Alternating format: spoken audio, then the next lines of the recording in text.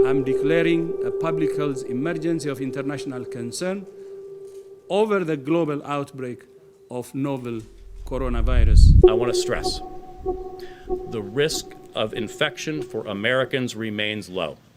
And with these and our previous actions, we are working to keep the risk low. The risk is low in the United States. The risk is low of transmissibility. The risk of contracting the disease is low. The modeling that we have seen indicates that this is very likely going to become a true global pandemic.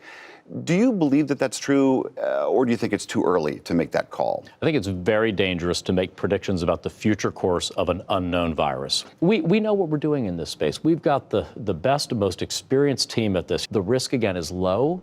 We want to keep it that way. Although the virus represents a potentially very serious public health threat, and we expect to continue seeing more cases here, the immediate risk to the American public is low at this time. The immediate risk to the American public at this time is low, and we're acting swiftly to keep that risk low. Where are we, in your view, realistically? The risk to the average American is very low right now. Did you stockpile any of these critical supplies that we are told we need? Masks, protective suits, ventilators? Well, of course not, or we wouldn't be asking for a supplemental to seek more money to procure more of that. The immediate risk to the general American public remains low.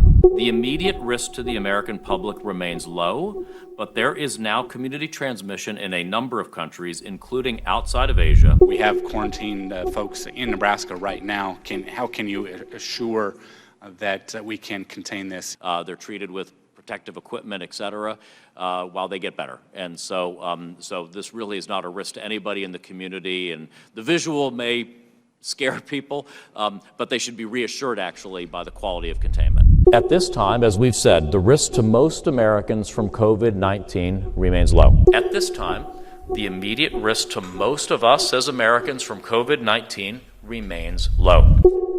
The world had enough time to intervene.